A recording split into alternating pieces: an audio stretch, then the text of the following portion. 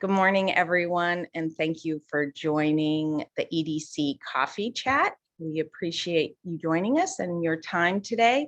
We are excited to have Commissioner Mark Ozias on this morning and Chelsea Millar and Karen Affeld join us this morning to talk about broadband in the county.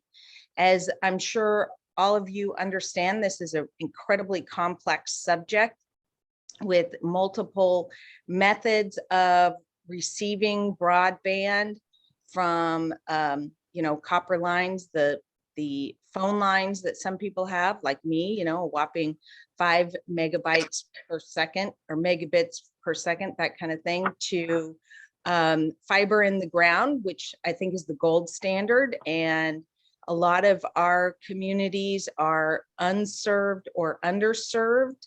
And so there's particular definitions about all of that.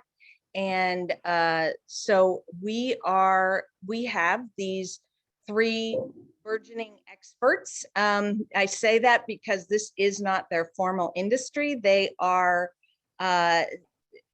by the grace of God, they've agreed to try to lead this for our county and try to help expand this effort, though, largely it is a commercial process that private industry provides it, but there are certainly gaps in our coverage across our county because it's just not financially viable for private industry to provide the broadband coverage. So with that, I want to publicly say I misstated in the not being an expert myself whatsoever. I misstated in my email that I sent out to everybody that the NODC's role was that they helped determine where the broadband that our county would receive in the grant application would be implemented in the ground. And that was, I think, a misstatement. What NODC's role was as a convener for the Clallam County Broadband Committee or Action Team. And there was a company called Petrichor, which I'll let them explain who that was, that acted as the experts that are experts in this field that help determine, what that grant application should look like. But we're very happy that we got $25 million, $24.5 million of funding. And I know this year in the House or in the legislature, there's 150 million. So we've already gotten 25 million. That's pretty darn good. So congratulations to the county for winning that grant, and thank you for applying for it. So with that, I will let one of our speakers take it over.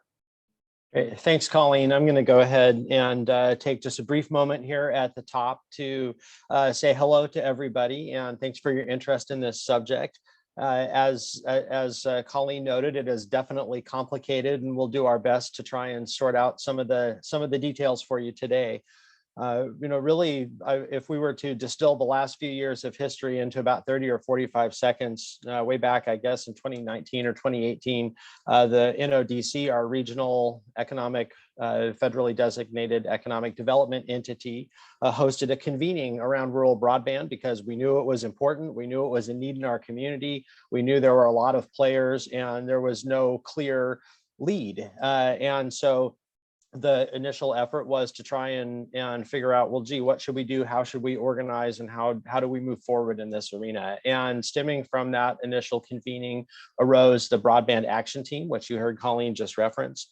That involved a variety of key partners throughout the county, all who had a different potential interest in broadband expansion. And who really went through several different iterations for how do we organize ourselves effectively in this community. You know, some communities put together broadband authority, for example, or set up different structures to use to pursue funding. What we ended up doing was not setting up a formal structure like that, but really leaning on the NODC to continue to act as the convener and sort of organization behind the broadband action team so that this effort moved forward. We learned from the state that that to the extent we were able to organize ourselves and identify potential projects, we would be well positioned to be competitive for some of the funding that was starting to flow. And there was a very specific timeline for that. And so we had a very, a very direct understanding of when we needed to get organized and how we needed to move forward. So because there were no clear lead partners in this effort, the county ultimately decided to step into the breach. I really appreciate the support that the other commissioners have provided. You know, the county has not been in the broadband business before. This is a new, this is in essence going to be a new public works effort for Clallam County, and we're definitely going to need to continue leaning heavily on our partners for this to be successful. So as Colleen mentioned, we've actually applied for 2 separate grants totaling just shy of $25 million. That is as well as any county in the state did in the most recent round of funding. And just to highlight why this hasn't moved any farther, we're expecting to be able to expand broadband service to about 1,600 households with this new funding. Jefferson County PUD was awarded some similar funding. And when I did the math to sort of get a back of the envelope, how much is the cost per household of providing access to rural broadband, it's something like $16,500 per household. So this is expensive. It is evident why private business has not, why it has not penciled out and why there's such a significant public effort. So now while we are organizing internally around how to actually make this project happen between Port Angeles and Joyce, we are also continuing to stay focused on what are future opportunities. So with that, I'm really happy to turn it over to Karen and Chelsea, who are going to help us understand with a little bit more clarity where opportunities exist, where they don't exist, try and explain some of the complexity of the landscape. And I really want to call out Karen and Chelsea's leadership. As Colleen noted, these were competitive grants, and there was a huge amount of effort and learning that went into actually even putting ourselves in the position to fill out a grant application, much less be successful. So this region is very fortunate to have the leadership of people like Karen and Chelsea in this effort. So thank you both very much for being here. And with that, I think, Karen, I'm going to turn it over to you to kick off the rest of the presentation.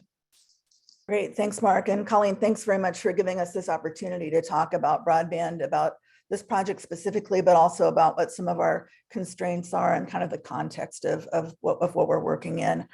Is it okay if I share my screen? I put together a few slides that I hope will help you kind of get a grasp on some of what we are working with.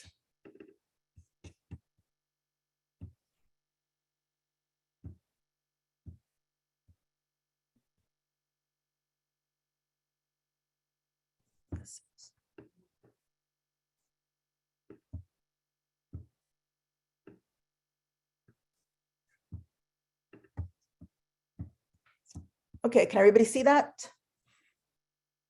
Great. So just a little bit about NODC, since many of you may be unfamiliar with us as an organization. Our role is regional economic development. We're the federally designated economic development district for Clallam and Jefferson counties. And we support economic development in some key sectors. We support development of economic infrastructure like broadband, and we act as a convener and implement projects that fill gaps. And so that's how we got into the broadband business.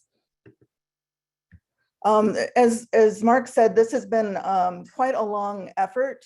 We started in 2019 with the Regional Broadband Symposium. It was a 2-day event.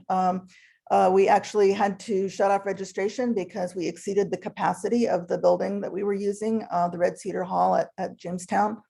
And one of the outcomes of that broadband symposium was a broadband action team in Jefferson County and in Clallam County. Initially, there were 3 different teams working, one for Port Angeles, one for SQUIM, and one that was for more of the county. As funding started to become available, it made sense to combine all of those teams into a single Clallam County broadband action team, the Clallam Broadband Committee. And the Port of Port Angeles, the Clallam County, the cities of SQUIM and Port Angeles and Forks got together with NODC, and we put together a request to CURB to get funding for a broadband planning and feasibility study.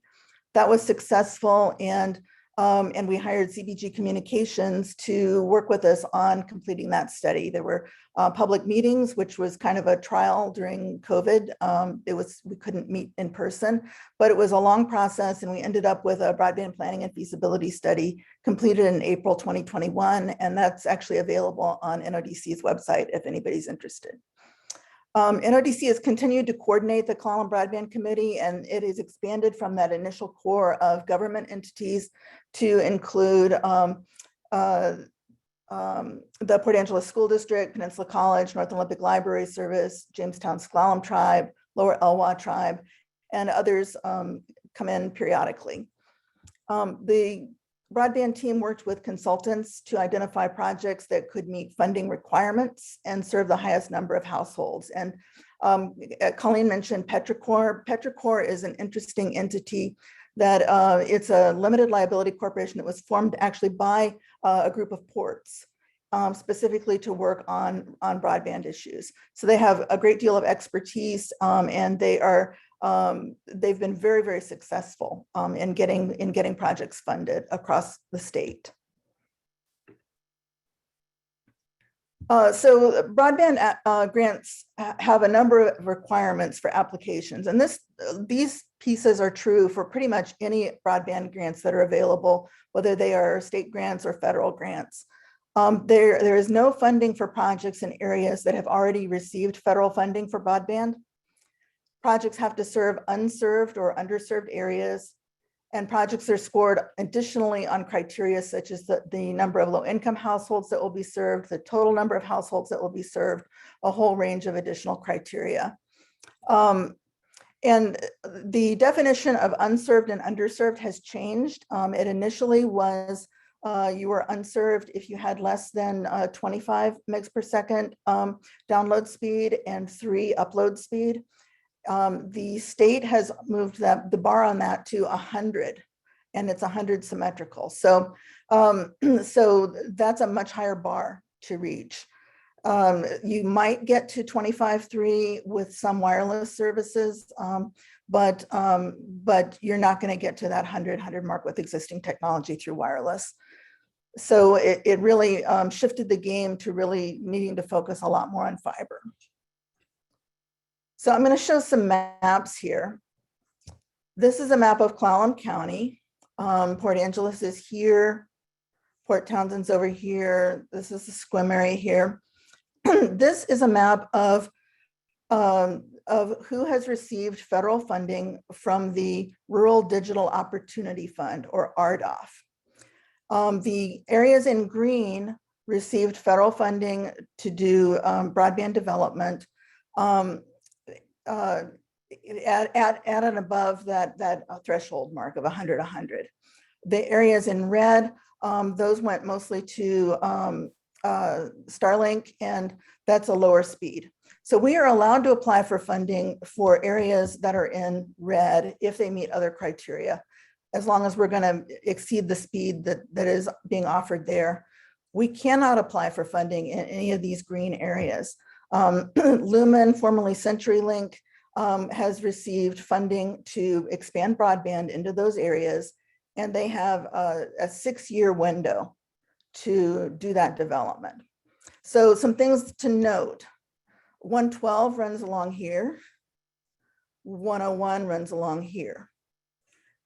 we know that many of our unserved and underserved households are in the West End. We've had a lot of inquiries from that area. But because of where these green blocks are and the fact that we can't get funding for those areas, we can't serve those areas. We just simply can't get the funding. Now, the good news is that we had a meeting with some folks from Lumen this month and asked them about where they are in their plans for that area.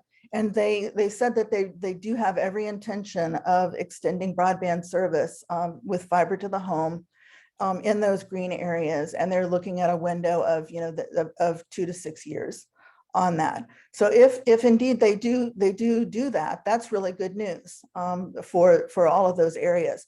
But that is the reason that we can't serve those areas. One more map. This is the area.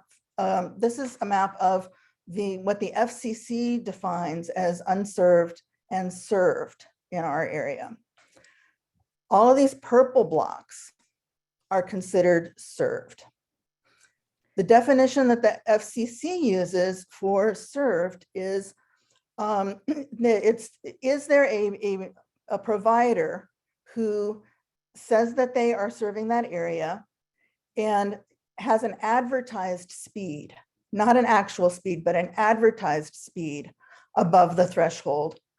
And each of those census blocks, excuse me, is there a single, if there's one household or one business in a census block that has that higher speed, that whole census block is considered served. So if you live, here somewhere or out here somewhere, and there is, for instance, a government facility that has high-speed internet, even if not a single household has it, that area is served. This So is, Karen, yeah. Real quick, is that rule only for the FCC version or also from the last map that you showed? You have to combine the two maps to figure out where you can work. So it has to be in the red area, but then not have any of those green blocks on it. Okay. So as an example, on both these maps, I'm in Squim, kind of west of the area that in the last map showed that it was right. Orange. So it looked like it was served. And I know that we just have the CenturyLink copper line, and I checked with Wave, and they say that it would be like $35,000 to get. Yeah.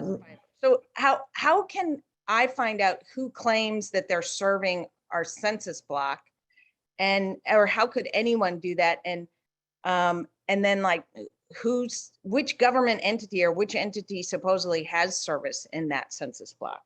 Well, so it may be a resident. So, in the Squim area, is when you get outside Squim, there are areas where we have some of those neighborhoods that are more developed.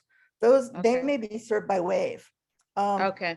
But if part of your census block includes a couple houses from that neighborhood, then you may be out of luck. I can't figure out. I live west of Port Angeles in an area that is also purple. I live down near the Elwha,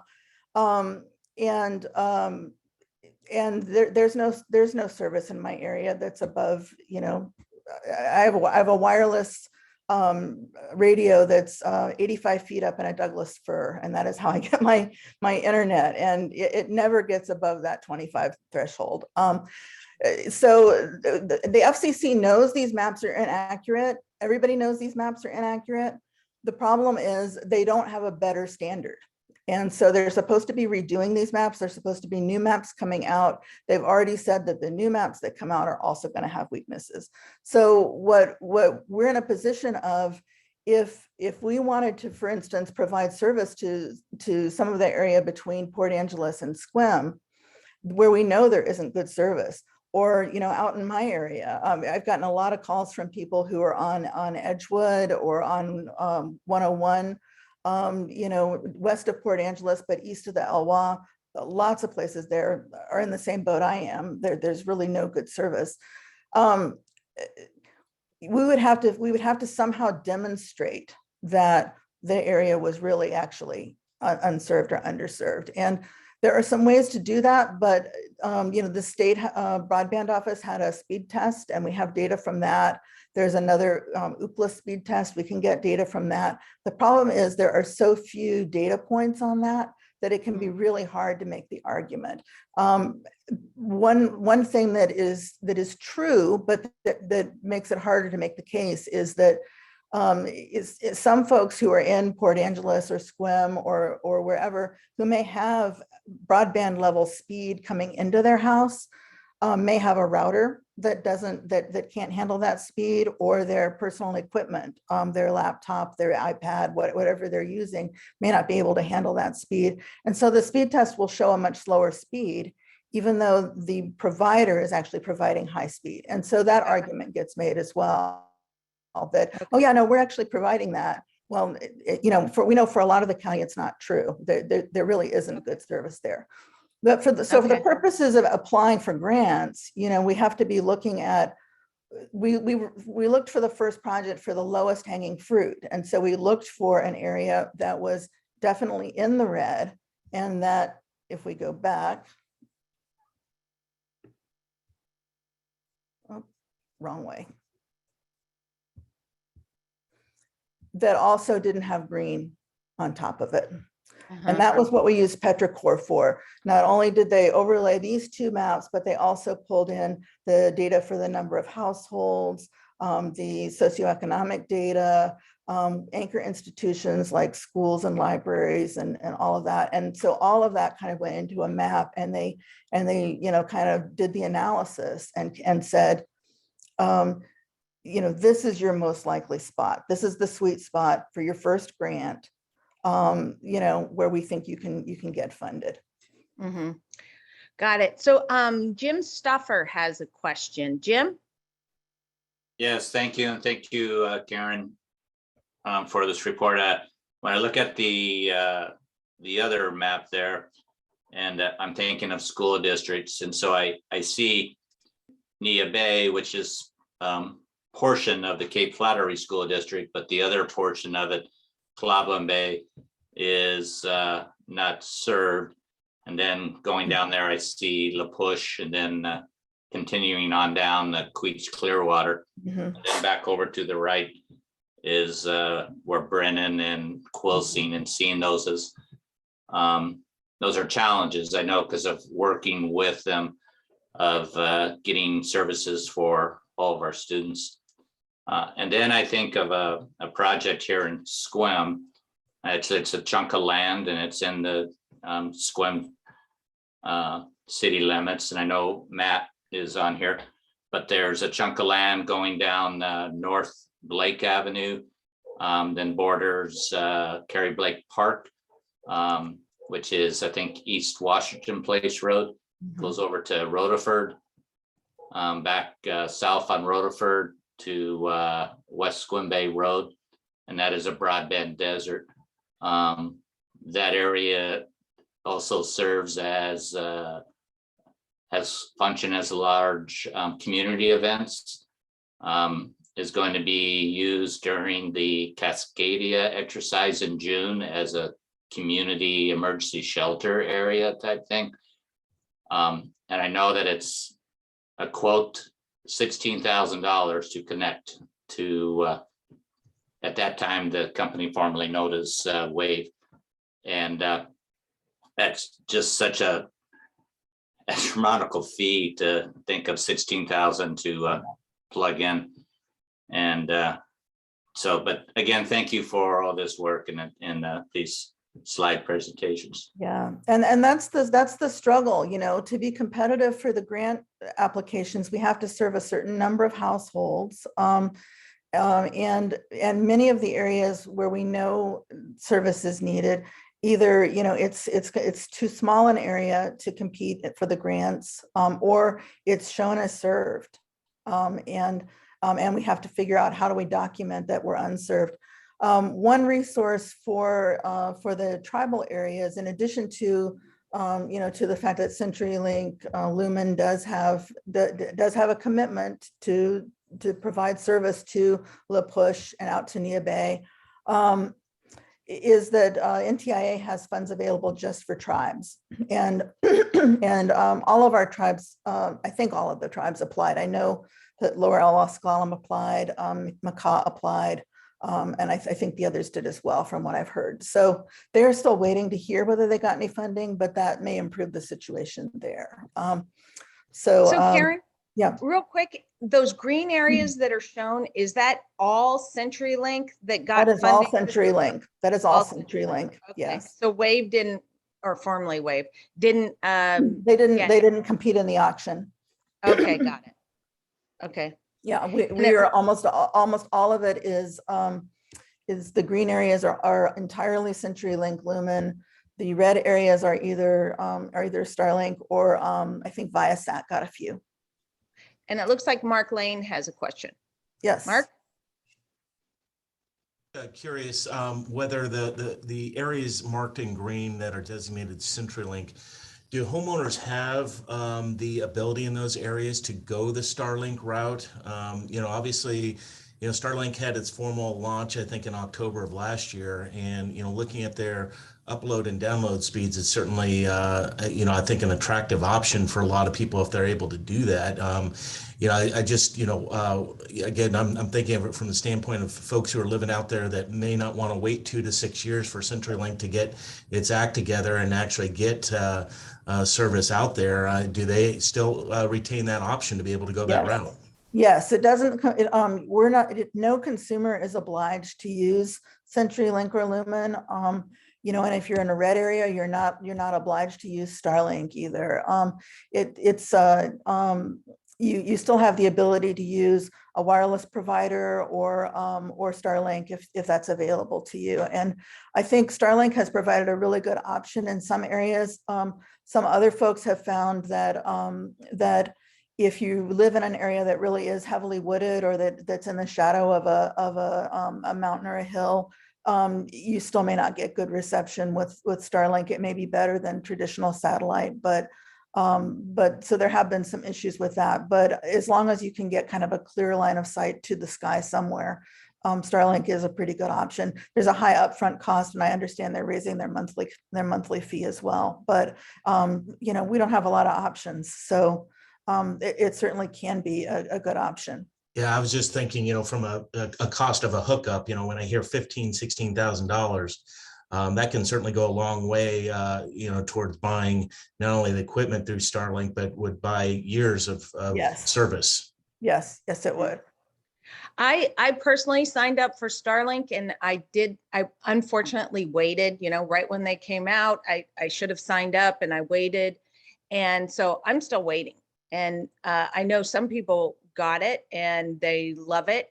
From what I can tell, I have, with limited blips. However, it is, anyway, I've also heard that they're helping out Ukraine right now.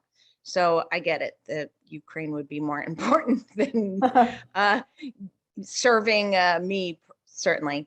I see Jesse has some comments. Jesse, do you want to add anything? There are some limitations with Starlink. You need a mostly clear view of the sky. There are a few things, like there are technologies in the wireless spectrum now that can offer 100 by 100.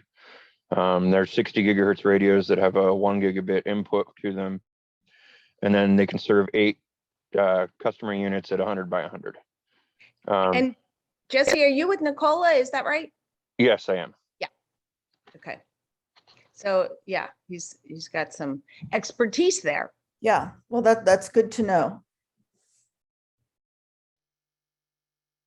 And those, the only limitation with those units is there's a limited range on them. You can only get about 600 meters from the point that you're at. So fiber to the pole with those could actually be a relatively usable situation where we could actually provide service at 100 by 100. Great, that's good to know. And Jesse, do you want to put your email in the chat for Karen or Chelsea so that they could connect with you at a later time if they haven't already? You can do a direct message in the chat if you want, if you don't want everybody to be emailing you, but it's up to you. So go ahead, Karen. Sorry to interrupt. Sure. So after working with petrichor, the Colleton County broadband team decided that Colleton County had the best opportunity to apply for project funding. And the county was awarded the funding. Chelsea's the one who actually put the grant together. And I'm going to let her talk about some of the details. Chelsea, do you want to start talking, and I will continue to run the slideshow for you?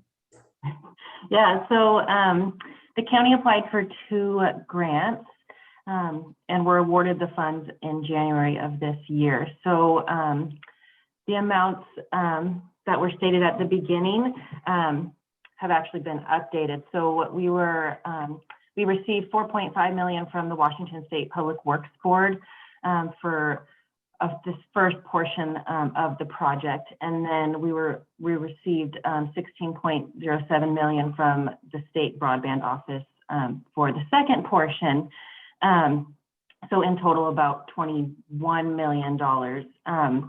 And I also wanted to say the commissioners, the county commissioners, saw the value in this project and also submitted some matching funds that were required for this project.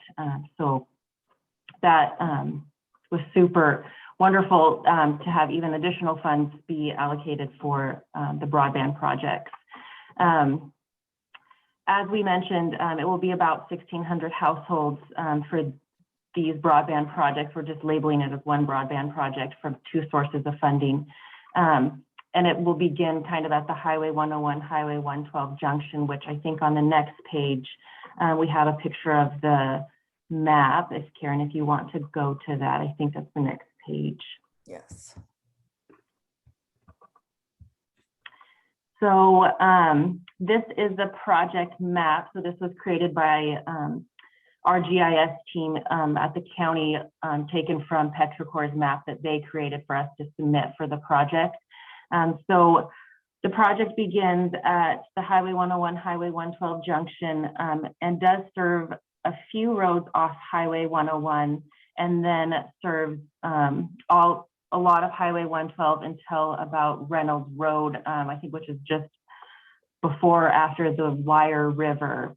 And then there's also a portion here, you can see kind of on the map, kind of the northeast part of Place Road that we will also be hoping to serve. I think if you can go to the next slide.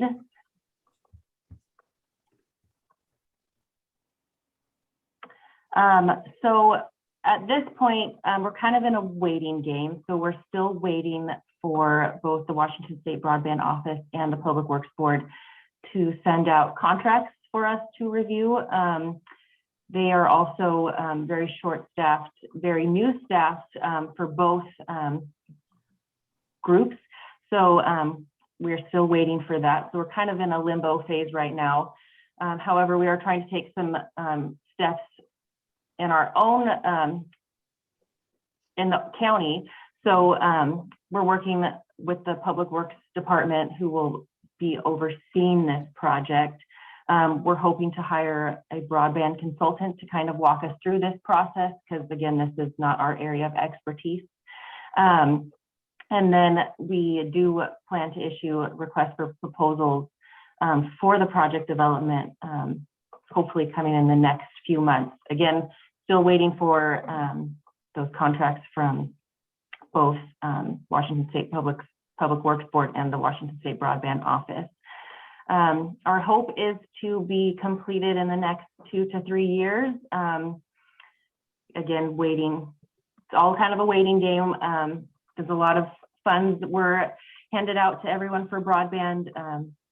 Yeah, time is of the essence with this, but there's also a lot of waiting that has to be done. But we're not finished with just this project. We do hope to continue to seek funding for other project areas.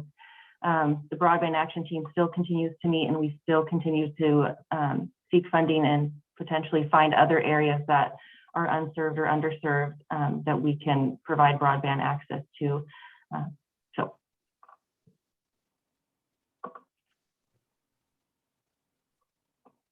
And I'll just add that that the county won't necessarily always be the applicant. You know, the PUD is a member of the broadband action team, and you know, I think they may have a couple of projects that they want to try to get funded.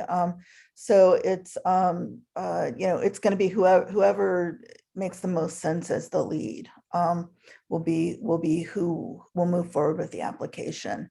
It's not that the county is always and forever going to take this on.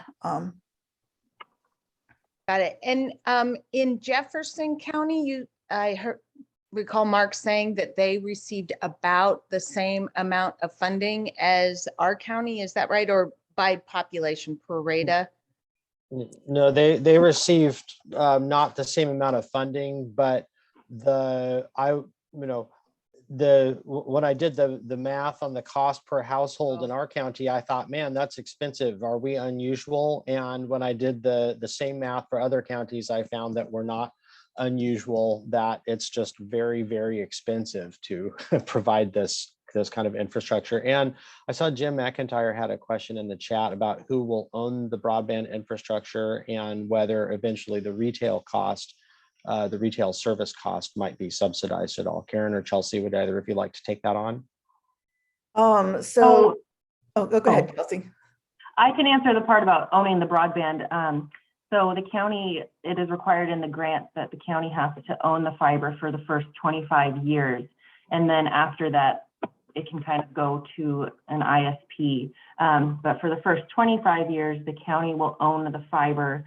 And I think our hope and our intent is to hire someone as the operations and maintenance for that fiber, since that's, again, that's not the county's area of expertise.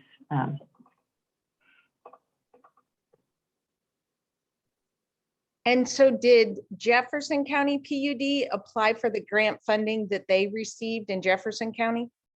Yes. Okay. Yeah, and they're using a really different process. Jefferson PUD is the only one in the state that is making use of a new authority that allows them to actually act as the ISP. So they will own the fiber, manage the fiber, and be the ISP.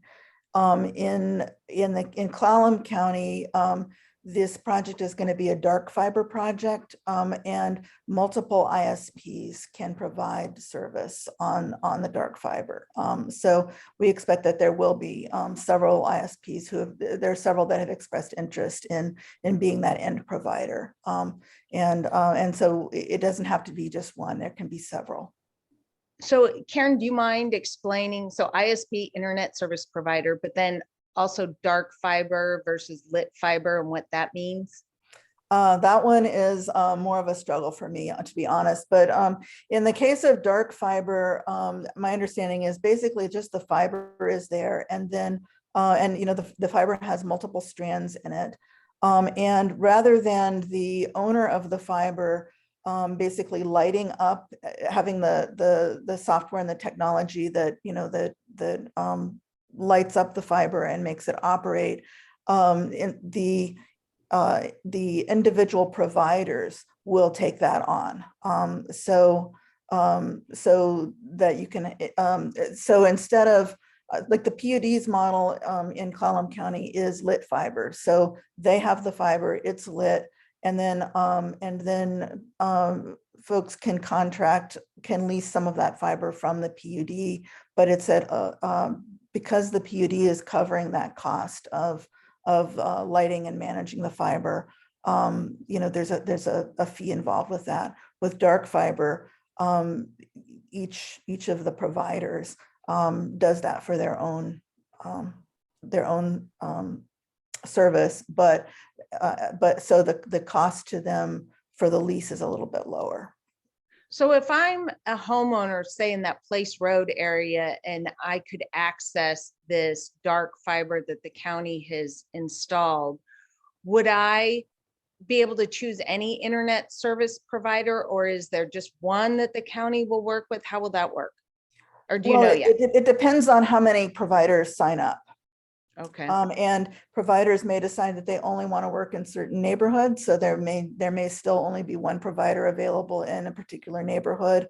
Or there could even potentially be competition. But we won't know that yet until contracts are actually signed with the providers. And we don't know at this point how many there will be. We know that there's been interest from several different ones. And do you have a best guess timeline yet for this process? The best guess is really 2 to 3 years. Okay. One of the issues is there's been all of this broadband funding all across the country at the same time that there are supply chain issues. And so fiber is hard to come by, and they're also now starting to have problems getting the chips and electronics that are needed. So that may cause delays. So it's kind of hard to give a precise timeline because of that. And this fiber will either be it'll be underground in some areas, and then in other areas it's going to be strung on poles. It's just going to depend on the terrain and what's available. Is it less expensive to put it on poles? Yes. And so is that where you have to lease from the PUD if they presumably own all the poles? Yes. Yes. Uh-huh. And have any idea what kind of cost structure is gonna, or have you just not gotten into that yet? Well, they have a standard cost that Okay. that as a public utility, they have to charge everybody the same amount for the pole leases. And how much is that? I can't tell you what it is, Okay, but it was figured into the cost of the project. got it, got it. Any other questions, guys, at this point? Nope, okay. And this So is, this has obviously been a big learning curve for us. When we did the broadband symposium, I had no idea that we would still be doing this or how much I would learn over the next few years. But we still, we do rely on consultants and advisors for expertise. I know I received a phone call from the owner of Olympic Electric, and Kenny, and he had said that he thought he had some recommendations when you actually went to issue contracts, when the county went to issue contracts, that there were ways to do it so that it would be easier for the contractor. And have you guys started interacting with the installers potentially? And I think I recall hearing that you guys might hire somebody in the Public Works Department to handle some of this. Is that right? And is that going to be grant funded, or is that something the county's going to have to fund out of the general fund? Yeah, Colleen, I'll take that one. We are standing up a new position, at least one new position for now in the Public Works Department, to make sure that we have a dedicated staff person who is spearheading this project, given the complex management, and that we need to continue to keep our eyes on the next prize as well. I don't think that we have answers to all those questions yet. We're just not quite there in terms of process yet, but the county will be having a dedicated staff member and sort of setting up a new little section within our Public Works Department, given the long-term nature of this project. Okay. And it does. Go ahead. Oh, I just was going to say, Chelsea said her power just went out, so now she called in on her phone. Okay. I was just going to say that this funding does come with procurement rules, and so as request for proposals gets developed, there's a lot of caution that has to happen around who advises on the request for proposals, because anybody who's providing advice on it probably gets locked out of bidding. Okay, got it.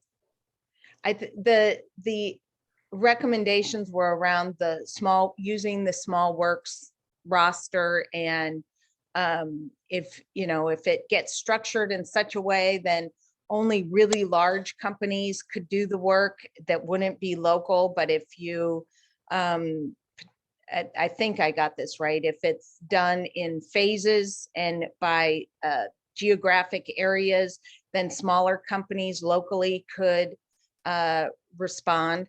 And so that was the gist of what I understood.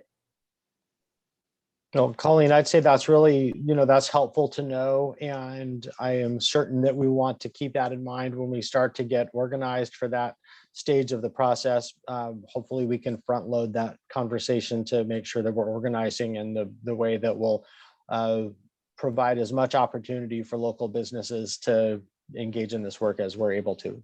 Mm-hmm.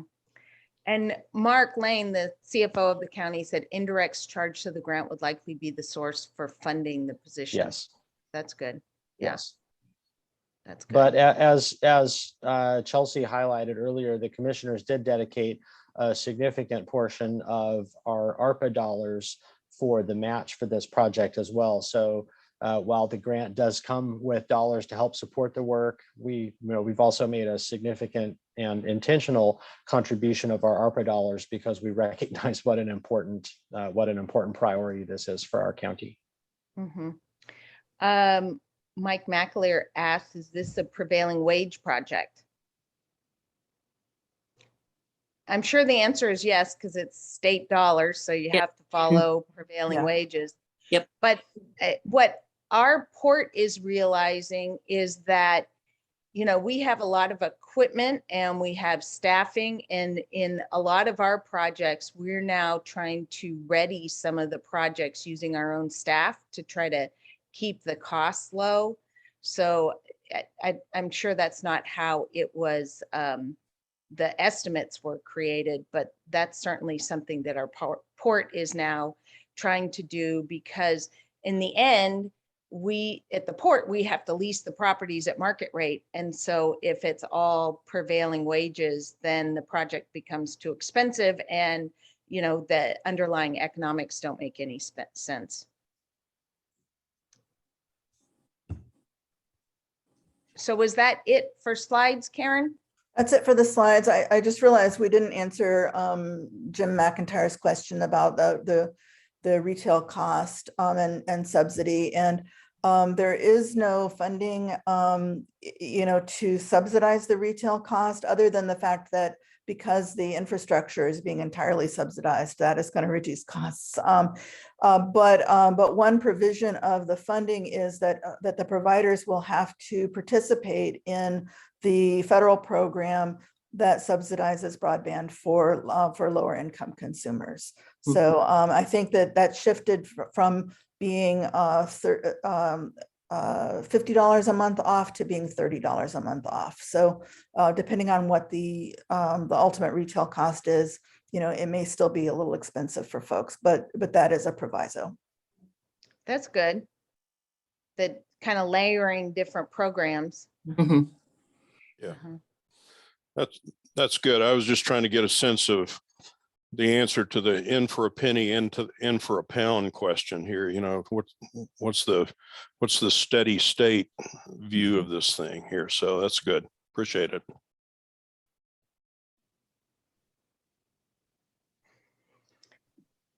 Okay. Chelsea, did you have anything more you wanted to add? Or I see Matt Hewish is on from the city of Sequim. Is there anything the city of Sequim is doing particularly relative to broadband? Forming a committee to understand it better and see if we can serve people better. But this is helpful.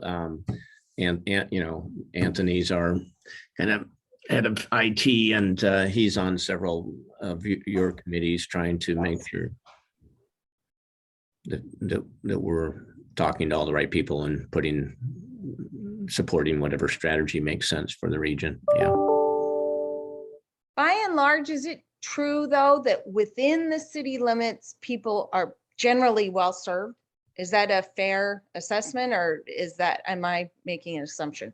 I heard that they were, and I'm not probably the subject matter expert. I heard that some of the problems are the distance from the road. So it might go down the road, but the distance of the people's homes from the road, I think, is their responsibility. And so there's But again, I'm not exactly sure. So there's some cost tied to hooking up to the infrastructure is what I heard. But I haven't seen the maps and things like you're showing today specifically to Squim. So. Yeah, and certainly by most measures, the cities, both cities are well served. There are pockets where service is not as good, and certainly cost can be a barrier for folks as well, so that the service may be available, but they can't afford it. And so, those are some of the issues that we'll be trying to take a look at going forward. What about in Forks? Part of Forks has very good internet. There are some parts of the city that aren't served well yet, but most of Forks is very well served. But then as soon as you get outside those city limits, there's nothing. So it's. Does anybody know anybody at Google Fiber that we can call? I see Jesse from Nicola says there's plenty of unused fiber loops hanging behind houses in downtown Squim. Jesse should be on your committee there, Matt. Okay. Yeah. Okay. Yeah, pretty much Go ahead. all of the center of the downtown of Squim has fiber loops. A lot of them are just hanging behind houses, just waiting to be terminated and hooked up. Who's the provider for those, Jesse? Those are all Clallam County PUD, and you can get service through Nicole Broadband, Olipen, and then I believe there's a few others. So is it what's the delay? Is it the businesses don't want to hook it up, or that the vendors are too busy to do that, or what? Well, we can talk offline. Completely the interest. If people inquire about it, it can get hooked up. Everything from pretty much Govan Road to Squim Avenue. There's a lot of unused fiber loops through there. There's a lot of unused fiber loops on the other side of Squim Avenue up to about Fifth Avenue. There is some cost in some instances. I mean, if there's a loop hanging behind a house ready to go, the cost is minimal for setup. And it's usually $100 fee for PUD to terminate that at the house. Huh. And then we offer multiple fiber plans. We offer 50 by 50 and 100 by 100 currently. All right, I'm gonna call you. Great. Good. So does anybody have more questions for Chelsea, Karen, or Mark? Or Chelsea, did you want to add anything else? I just wanted to add that moving forward, we hope to work with lots of local businesses, and Clallam PUD has been really great at helping us and being a great partner in this project. We definitely hope in the future to find areas that we can serve, and yeah, our work is not done yet. This is just the beginning, a very small portion of trying to get service out to those areas, especially on the west end. So yeah, I just wanted to say thanks to the people we've worked with, and especially Karen and the commissioners for committing those matching funds for these projects, and to PUD for providing us with lots of their knowledge as well on all of these projects, because we'll definitely be working with them really closely moving forward. So. Got it. Great. All right. Well, with that, I think that we are nearing the 9 o'clock hour. So I'll let you guys have your 5 minutes back of your life, and we'll call it a morning. So again, thank you so much, Commissioner Ozias, Karen Affeld from NODC, and Chelsea Millar, the Board of Clallam Commissioners, County Commissioners, Analyst.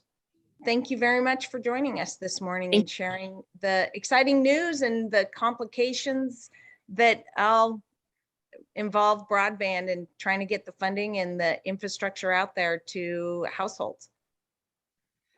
Thanks for the opportunity to chat about it. Yeah, thank you. Thanks. Sam. Just what we define as fun